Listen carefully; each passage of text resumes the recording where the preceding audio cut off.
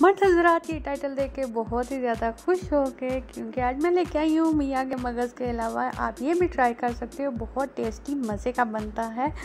کچھ اور بھی ٹرائی کر کے دیکھ لیجئے۔ چلو ریسپی کی طرف بڑھتے ہیں۔ جی تو فرینڈ، یہاں پر میں نے 4 مغز لیے ہیں بکرے کے، اور یہاں پر اس کو میں نے بوائل کر لیا تھا اور اوپر سے اس کی وینز اتار لی تھی۔ 4 سے 5 پیاز میڈیم سائز کے اور اس کو چاپ کر لیا تھا۔ ٹماٹر 4 سے 5 اور 3 ہری مرچیں۔ مسالے کی طرف بڑھتے ہیں۔ یہاں پر 1 ٹیبل سپون یہاں پر سرخ مرچ کی جائے گی، چاٹ مسالہ جائے گا، ہلدی پاؤڈر جائے گا، ½ ٹی اسپون زیرہ، ½ ٹی اسپون نمک جائے گا اس میں، ½ ٹی اسپون اور سوکھا دھنیا، ½ ٹی اسپون کٹی ہوئی لال مرچ، 1 T spoon oil, 1 cup. Pain لیں گے اور پین کو میں آئل ڈالیں گے اور اس کو اچھے سے گرم کر لیں گے۔ اس کے علاوہ یہاں پر جائے گئے 2 عدد انڈے۔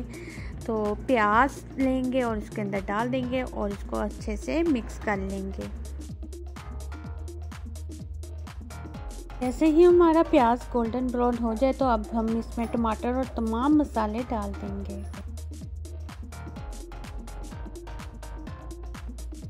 اور اس کو گلا لیں گے۔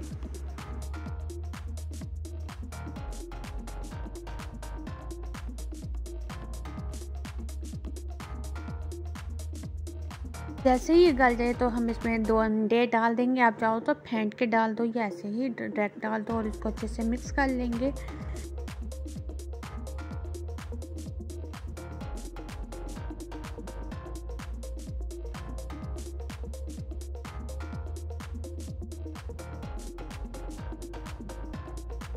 اب ہم اس میں مغز ڈالیں گے، اگین مینشن کر رہی ہوں بکرے کا ہونا چاہیے، اور اس کو دم پہ لگا دیں گے۔